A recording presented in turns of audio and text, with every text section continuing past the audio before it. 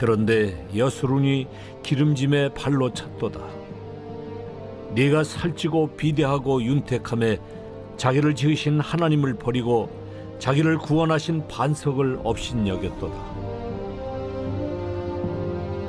그들이 다른 신으로 그의 질투를 일으키며 가증한 것으로 그의 진노를 격발하였도다.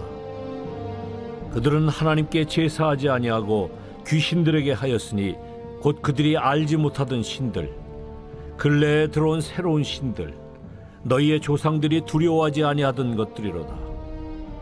너를 낳은 반석을 네가 상관하지 아니하고 너를 내신 하나님을 네가 잊었도다. 그러므로 여호와께서 보시고 미워하셨으니 그 자녀가 그를 경노하게 한 까닭이로다. 그가 말씀하시기를 내가 내 얼굴을 그들에게서 숨겨 그들의 종말이 어떠함을 보리니 그들은 심히 패역한 세대요 진실이 없는 자녀이미로다. 그들이 하나님이 아닌 것으로 내 질투를 일으키며 허무한 것으로 내 진노를 일으켰으니 나도 백성이 아닌 자로 그들에게 시가 나게 하며 어리석은 민족으로 그들의 분노를 일으키리로다. 그러므로 내 분노의 불이 일어나서 스올의 깊은 곳까지 불사르며 땅과 그 소산을 삼키며 산들의 터도 불타게 하는도다. 내가 재앙을 그들 위에 쌓으며 내 화살이 다할 때까지 그들을 쏘리로다. 그들이 주림으로 쇠약하며 불같은 더위와 독한 질병에 삼켜질 것이라. 내가 들짐승의 이와 티끌에 기는 것의 독을 그들에게 보내리로다. 밖으로는 칼에, 방 안에서는 놀람에 멸망하리니 젊은 남자도 처녀도 백발노인과 함께 젖먹는 아이까지 그러하리로다. 내가 그들을 흩어서 사람들 사이에서 그들에 대한 기억이 끊어지게 하리라 하였으나 혹시 내가 원수를 자극하여 그들의 원수가 잘못 생각할까 걱정하였으니 원수들이 말하기를 우리의 수단이 높으며 여호와가 이 모든 것을 행함이 아니라 할까 염려함이라. 그들은 모략이 없는 민족이라. 그들 중에 분별력이 없도다. 할렐루야. 오늘도 말씀을 통하여서 역사하실 성령 하나님을 기대하며 말씀 앞으로 나아갑니다. 오늘은 신명기 32장 15절에서 28절의 말씀을 하나님의 침묵이라는 제목으로 함께 우리 한 절 한 절씩 살펴보길 소망합니다. 오늘 본문인 신명기 32장은 신명기 전체 모세의 3번의 설교 중에 마지막 설교이고, 그리고 특별히 이제 자신의 사명이 거의 다 끝이 나는 그 시점에 다음 세대의 리더십인 여호수아에게 리더십을 계승하며 하나님의 말씀을 전하는 그러한 배경이 있는 말씀입니다. 그래서 특별히 신명기 32장은 모세가 정말 여호수아에게, 그리고 여호수아를 통해서 이스라엘 백성에게 꼭 해주고 싶은 중요한 엑기스와 같은 말씀들이 녹아져 있는 것을 볼 수 있습니다. 그래서 몇몇 학자들은 32장은 모세의 간증집이다 라고 말할 만큼 모세 자신이 경험했던 하나님에 대하여서 그 은혜를 나누고 있는 것을 볼 수 있습니다. 15절 함께 살펴보겠습니다. 그런데 여수run이 기름짐에 발로 찼도다. 내가 살찌고 비대하고 윤택함에 자기를 지으신 하나님을 버리고 자기를 구원하신 반석을 업신여겼도다 라고 말하면서 15절부터는 여수run을 향한 고발로 그 내용이 이어지는 것을 볼 수 있는데요. 여수run이란 직역하면 옳은 자라는 뜻입니다. 사람이 각자의 별명을 가지고 있듯이 이것은 이스라엘 백성들의 별명이었는데요. 하나님께서는 은혜를 베푸셨음에도 불구하고 그 은혜를 발로 쳐버리는 이스라엘 백성들을 향하여 오히려 여수른, 옳은 자라고 반어적으로 표현하며 꾸짖는 것입니다. 여러분, 이스라엘 백성의 지금 상태는 어떠했을까요? 말씀에서 나와 있듯이 살이 찌고 비대하였다라고 이야기합니다. 오늘 우리의 말로 바꾸면 어떨까요? 초심을 잃었다는 것이죠. 하나님을 향한 첫 마음을 잊었다는 것입니다. 하나님께서는 그것을 아시고 오히려 그들을 향하여 책망하시며 여수르니 기름짐에 발로 찼도다라고 이야기하는 것입니다. 여러분, 우리는 오늘 말씀을 통하여서 가장 먼저 우리의 영혼을 점검하는 은혜가 있기를 소망합니다. 혹시나 우리의 영혼이 살찌고 비대하여지진 않았습니까? 우리의 몸의 비만을 우리가 주의해야 하는 것처럼 우리의 영혼의 기름짐, 우리의 영혼의 비만을 우리는 주의해야 됩니다. 우리가 가장 두려워해야 할 것은 외부에 변하는 환경이 아니라 바로 나의 영혼의 비만, 비대, 살을 찌는 것, 즉 주님과의 멀어짐이라는 것이죠. 여러분, 그 결과 어떤 일이 일어났을까요? 16에서 17절인데요. 바로 우상숭배로 바로 이어지는 것을 볼 수 있습니다. 16절 말씀을 보니 그들이 다른 신으로 그의 질투를 일으키며 가증한 것으로 그의 진노를 격발하였도다 라고 하며 영혼의 비대함은 곧이어 우상숭배로 이어졌고 그것은 하나님의 질투를 일으키게 되는 결과를 초래하였습니다. 여러분, 우상숭배는 영혼의 비대함의 결과입니다. 영혼이 비대해지면 마음이 높아지고 마음이 높아지면 즉 교만하면 하나님을 외면하게 되는 것입니다. 마태복음 5장 3절 말씀입니다. 심령이 가난한 자는 복이 있나니 천국이 그들의 것이며 예수께서는 오히려 그 마음이 가난해야 심령이 가난할 그때 정말 그 하나님을 줄이고 찾을 그때 진정한 천국을 경험할 수 있을 것이라고 이야기합니다. 오늘 말씀을 통하여 영혼의 기름때를 벗겨내고 우리 영혼의 다이어트를 통하여 우리 영혼의 건강이 회복되길 간절히 소망합니다. 그리고 또 17절 말씀을 보니 그들은 하나님께 제사하지 아니하고 귀신들에게 하였으니 곧 그들이 알지 못하는 신들 근래에 들어온 새로운 신들 너희 조상들이 두려워하지 아니하던 것들이로다. 너를 낳은 반석을 내가 상관하지 아니하고 너를 내신 하나님을 내가 잊었도다 라고 말하며 이스라엘 백성은 하나님을 두고요 오히려 귀신들 그리고 우상들을 사랑하였습니다.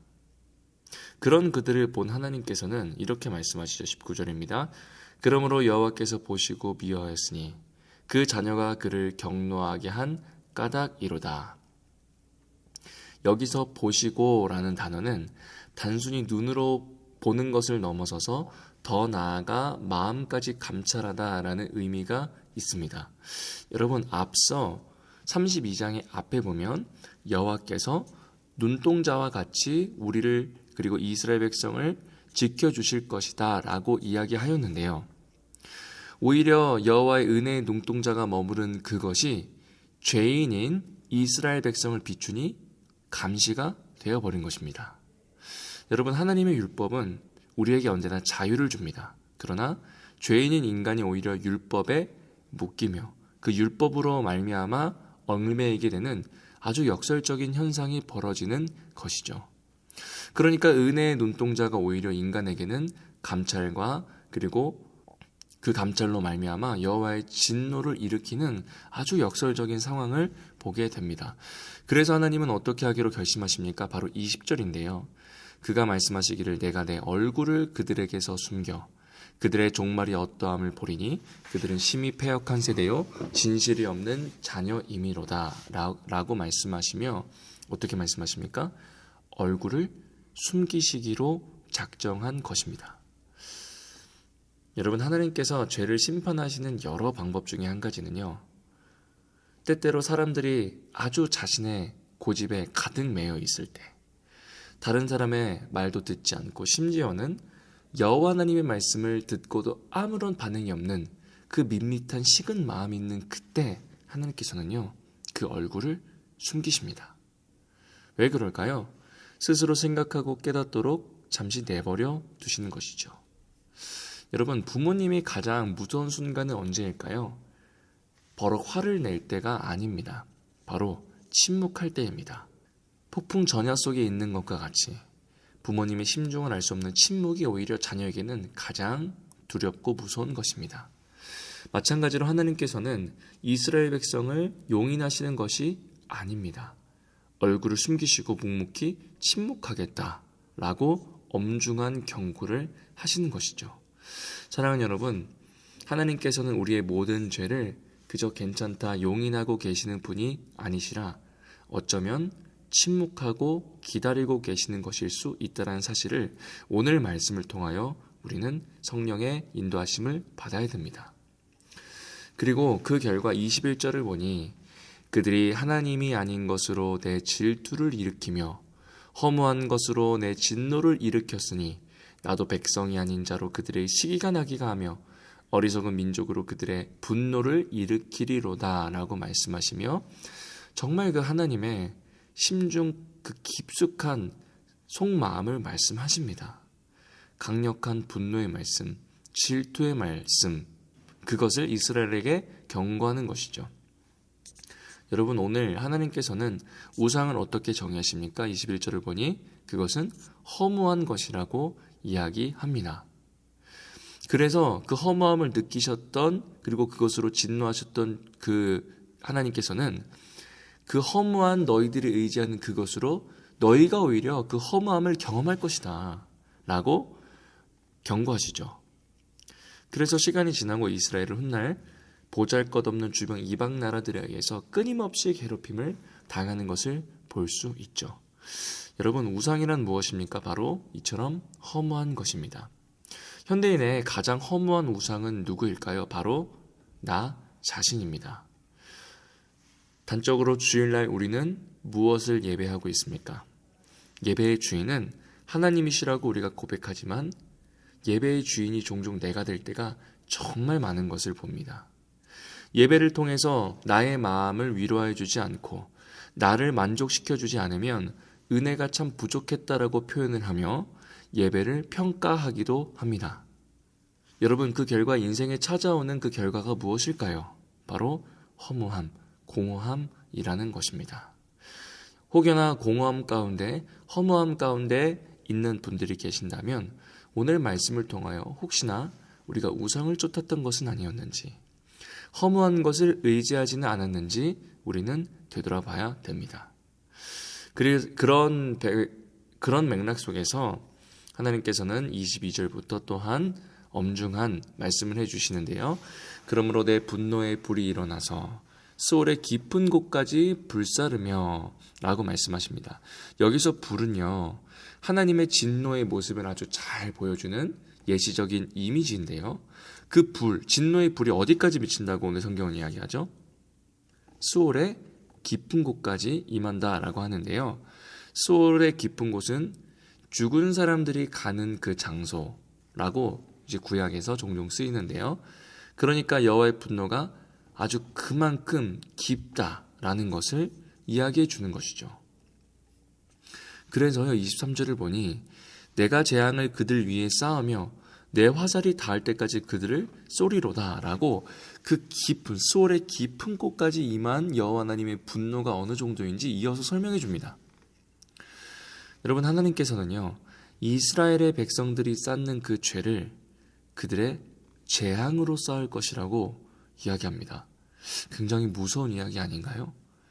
내가 지금 짓는 그 죄가 훗날 나의 재앙이 쌓이고 있는 것과 마찬가지다라고 이야기하는 것입니다. 그리고 24절을 보니 그리하여서 그들이 주림으로 쇠약하며 불같은 더위와 독한 질병에 삼켜질 것이다 라고 또한 경고하시는데요. 불같은 더위라는 것은 이 번역된 레셰프라는 단어는 원래는 그 불붙은 화살과 같은 의미입니다. 그러니까 23절과 연관이 되는 단어이죠. 23절에서는 그냥 단순히 화살이었는데요. 24절로 나아가서 불같은 더위, 즉 불화살로 이어지는 것을 볼 수 있습니다. 여러분, 그냥 화살은 인간의 급소에 맞는 것이 아니라면 사실 생명에는 지장이 없습니다. 팔에 맞거나 다리에 맞으면 크게 다칠 수는 있지만 죽진 않죠. 그러나 여러분, 불화살은 어떻습니까? 다리에만 맞아도, 발목에만 맞아도 그 불을 끄지 않는다면 온몸에 그 불이 퍼져 금세 죽을 것이 분명합니다. 그처럼 여호와의 이스라엘 백성의 그 죄가 스스로 온 몸을 집어삼킬 만큼 깊고 커질 것이다 라고 이야기하는 것이죠. 그래서 25절을 보니 밖으로는 칼에 방 안에서는 놀람에 멸망하리니 라고 말하며 심판은 밖이나 안이나 어디에나 다 미칠 것을 말씀해 주시고요. 젊은 남자나 처녀나 노인이나 어린아이까지, 즉 심판의 대상도 누구나 해당될 것이라고 엄중히 경고하는 것입니다. 그래서 26절부터 28절까지 또한 마지막으로 하나님께서는 그들을 흩는다라는 것은 성인 남자가 불면 먼지가 날아가듯 한순간에 내가 이뤘던 쌓았던 그것들이 다 넘어질 것을 이야기하고요. 왜 그러냐라고 봤을 때 28절을 보니 그들은 모략이 없는 민족이며 분별력이 없다. 즉 지혜가 없는 거짓 선지자를 따르는 어리석은 자들이다 라는 것을 오늘 말씀을 통하여서 보여주고 있는 것입니다. 엄중한 경고인 것이죠. 사랑하는 여러분, 오늘 우리는 말씀을 통하여서 참으로 가볍지만 않은 본문을 함께 살펴보았습니다. 두렵고 떨릴 만큼 엄중한 주님의 경고의 말씀이 오늘 본문에 기록되어 있는 것을 볼 수 있는데요. 여러분, 하지만 우리가 꼭 기억해야 될 것은 부모의 경고는 사랑이라는 사실입니다. 만약 덤벙대던 초등학교 아이가 자전거를 이끌고 집 밖에 다녀오겠다고 나가겠다고 하면 여러분, 부모라면 어떤 말을 할까요?